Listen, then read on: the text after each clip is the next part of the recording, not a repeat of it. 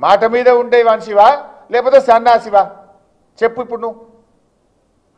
ఇప్పుడు చెప్పు ఎవరు సన్నాసో ఎవరు రాజీనామా చేయాలనో నేను అడుగుతా ఉన్నా ఏమంటాడు ఈ సన్నాసి ఏడ దాక్కున్నాడు అంటుండు నేనట ఏడ దాక్కున్నానట ఇవాళ స్పీచ్లో మాట్లాడుతుండు గాంధీ భవన్లో రాజీనామా చేస్తా అన్న సన్నాసి ఏడ దాక్కున్నాడు అన్నాడు ఏడ దాక్కున్నా నీ గుండెల్లో దాక్కున్నా నీ గుండెల్లో నిద్రపోతున్నా నిన్ను నిద్ర పట్టనీయకుండా అనుక్షణం రుణమాఫీ గురించి గుర్తు చేస్తూ నీ మెడలు వంచి ఇలా సగం రుణమాఫీ చేయించిన రేవంత్ రెడ్డి మిగతా సగం రుణమాఫీ చేసేదాకా కూడా నీ వెంట పడుతూనే ఉంటా యాడుంటా నీ గుండెలో నిద్రపోతా అడుగడుగున నిన్ను గుర్తు చేస్తుంటా అడుగడుగున నిన్ను నిలదీస్తుంటా రాష్ట్రంలో 42 లక్షల మందికి రుణమాఫీ జరిగేదాకా నీ గుండెల్లో నిద్రపోతా ఏడవండుకున్నావు అంటున్నావు ఏడవండుకున్నా రోజు నీ వెంటనే పడుతున్నా యాడిసి పెట్టా నిన్ను యాదాద్రి దేవుని దగ్గరికి పోయి కూడా నేను ఎక్స్పోజ్ చేసిన ఇంకా మాట్లాడి 4th సిటీ గురించి మాట్లాడుతుంటు 4th సిటీ అసలు 4th సిటీ ఎక్కడదే దాని గురించి చెప్పు జర జాగ ఎక్కడదో ఫార్మా సిటీ కోసం ఈ దేశములోనే ఫార్మా హబ్గా ఇవాళ తెలంగాణ రాష్ట్రం ఉంది ప్రపంచమే మన దిక్కు చూస్తుంది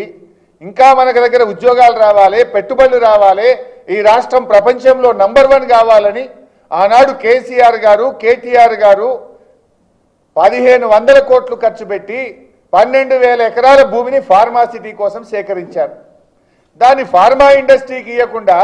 నువ్వేదో దానికి 4th సిటీ పేరు పెట్టి రియల్ ఎస్టేట్ వ్యాపారం చేసే ప్రయత్నం చేస్తున్నావు అది కాక నీ దగ్గర ఎక్కడితో చెప్పు ఎక్కడిది 4th సిటీ ఊదరగొడుతున్నావు అంత ఏదో నేనే చేసిన ఈ 4th సిటీ అంత ఏదో నా క్రియేషన్ అని మాట్లాడుతున్నావు వెనకటికట ఎవడో వంటంతా వండి పెట్టినాక వడ్డించడానికి వచ్చిండట వడ్డించడం చేసి అంత నేనే చేసిన అన్నాడట ఇది కేసీఆర్ గారు 12,000 ఎకరాలు 1,500 కోట్లు ఖర్చు పెట్టి భూసేకరణ చేసి ఢిల్లీకి వెళ్ళి ఎన్విరాన్మెంట్ క్లియరెన్స్ తెచ్చి కోర్టుల్లో కేసులన్నీ క్లియర్ చేసి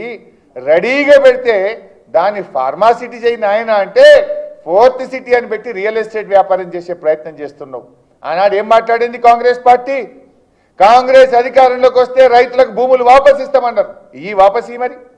అయితే ఫార్మాసిటీ పెట్టు లేదంటే రైతులకు భూములు వాపసి నీ 4th సిటీ డ్రామా ఏంది అని నేను అడుగుతా ఉన్నా ఈరోజు ఇక ఉచిత కరెంటు గురించి మాట్లాడండి రాజశేఖర రెడ్డి గారు ఉండగా ఉచిత కరెంట్ ఇచ్చిండట తెలియదా ఈ రాష్ట్ర రైతులకు తెలియదా ఉచిత కరెంటు కాస్త ఉత్త కరెంట్ అయింది అది దొంగ రాత్రి 7 గంటలని చెప్పి 4-5 గంటల కరెంట్ ఇవ్వలే కాలిపోయే మోటార్లు పేలిపోయే ట్రాన్స్ఫార్మర్లు అది ఉత్త కరెంటు నిజమైన ఉచిత కరెంట్ ఇచ్చింది కేసీఆర్ 24 గంటల నాణ్యమైన కాను రెప్పగొట్టినంతసేపు కరెంటు పోకుండా మోటార్లు కాలకుండా ట్రాన్స్ఫార్మర్లు కాలకుండా నాణ్యమైన కరెంట్ ఇచ్చిండు కేసీఆర్ గారు ఇచ్చిండు ఆనాడు వైఎస్ ఇచ్చింది ఉత్త కరెంట్ అని రాష్ట్రంలో ఏ రైతును అడిగినా చెప్తాడు అన్నీ పగటి కలడినాయి 2 సార్లు గెలుస్తా 10 ఏళ్ళు మాదే గవర్నమెంట్ అని పదే చెప్తున్నాడు కాంగ్రెస్కి అంత సీన్ లేదు రాజస్థాన్లో కాంగ్రెస్ పార్టీని ప్రజలు గెలిపిస్తే 5 ఏళ్ల తర్వాత బంగారు పల్లెంలో పెట్టి ప్రతిపక్షానికి ఇచ్చేసిండ్రు బీజేపీని గెలిపించిండ్రు ఛత్తీస్గఢ్లో కాంగ్రెస్ పార్టీని గెలిపిస్తే 5 ఏళ్లకే ప్రజలకు ముక్కులకు వచ్చింది ఆడ బీజేపీ గవర్నమెంట్ వచ్చింది నాయన నువ్వు ఈ 5 ఏళ్ళు ఉంటేనే ఎక్కువ ఇప్పటికే ప్రజలు బాధపడుతున్నారు కాకపోతే నువ్వు బై డిఫాల్ట్ గెలిచినావు నీ అదృష్టం బాగుంది 5 ఏళ్ళు ఉంటావు కానీ 5 ఏళ్ళు మంచిగా పనిచేయి ఊకే తిట్ల దండకాలు బంద్ చేసి ప్రజల కోసం పనిచేయి నీకున్న అవకాశాలని జాగ్రత్తగా వినియోగించు ఏదైనా కొద్దిగానే ఏమైనా మంచి పేరు వస్తుంది రెండోసారి గెలుస్తా అంటే కాంగ్రెస్కి అంత సీన్ లేదు రాజస్థాన్లో ఒక్కసారికే పోయింది ఛత్తీస్గఢ్లో ఒక్కసారికే పోయింది యాడైనా కాంగ్రెస్ పార్టీ ఒక్కసారికే పోతుంది ఇక ఎంత పచ్చి అబద్ధాలంటే మేము టీచర్ల ట్రాన్స్ఫర్ చేసినామని ఇలా చెప్తున్నాడు గాంధీ భవన్లో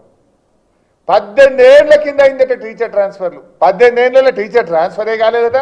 ఇక రేవంత్ రెడ్డి వచ్చి 18 ఏళ్ల తర్వాత ఇప్పుడే ట్రాన్స్ఫర్లు చేసినా అని మాట్లాడుతుండు అబద్ధాలు ఆడడానికి సిగ్గుండాలి 2018లో కేసీఆర్ గారి ప్రభుత్వం ఈ రాష్ట్రంలో ఉపాధ్యాయుల బదిలీలు చేసింది నిజం కాదా రేవంత్ రెడ్డి అని నేను అడుగుతా ఉన్నా 2018లో general transfers for teachers KCR గారు ప్రభుత్వం చేసింది నీకెవడో ఆ స్క్రిప్ట్ రైటర్ చక్కగా లేడు ఆ ముఖ్యమంత్రి పదవి ఇజ్జత్ నువ్వే తీసుకుంటున్నావు ఇట్లా అబద్ధాలు ఆడితే టీచర్లు ఏమనుకుంటారు టీవీలో చూసిన టీచర్లు ఏమనుకోవాలి? 18 ఏళ్ల కింద ట్రాన్స్ఫర్ అయింది, ఇప్పుడు నేనే చేసిన అంటే టీవీలలో చూసిన టీచర్లు నేను ఏమనుకుంటారు? నీ పరువు నువ్వు తీసుకున్నట్టు కాదా? నీ గౌరవం నువ్వు దక్కించుకున్నట్టు కాదా? నీ దక్కించుకుంటే దక్కించుకున్నాడు ఆయన కుర్చీ గౌరవం పోతుందని మాకు బాధ కలుగుతూ ఉంది. ఇక ఉచిత కరెంటు గురించి, స్కూళ్ళకి ఇప్పుడే ఉచిత కరెంట్ వచ్చిందట. ఇక అంతకుముందు కరెంటే లేదట స్కూళ్ళల్లో. అడుగుపోయి ఏ స్కూల్లో పోయి అడుగుతావో. అంతకుముందు కరెంటే లేదట, కంప్యూటర్లన్నీ మూలకు పడ్డాయట. ఇక ఇప్పుడు రేవంత్ రెడ్డి వచ్చే స్కూళ్ళకు ఉచిత కరెంట్ ఇచ్చిండట.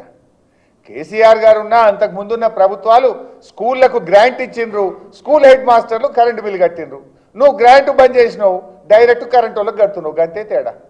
కేసీఆర్ స్కూళ్ళకి ఇచ్చిండు, స్కూల్ వాళ్ళు కరెంట్ బిల్లు కట్టిండ్రు. నువ్వు స్కూళ్ళకి ఇచ్చిండు, బంద్ పెట్టినావు, కరెంట్ వాళ్ళకి కడుతున్నావు. గాదానికి ఏదో నేనేందో ఉచిత కరెంట్ ఇచ్చినా, ఇక గతంలో లేనే లేదు, ఇప్పుడే కొత్తగా స్కూళ్ళకి కరెంట్ ఇచ్చింది అన్నట్టు బిల్డప్ ఇవ్వబట్టివి నువ్వు.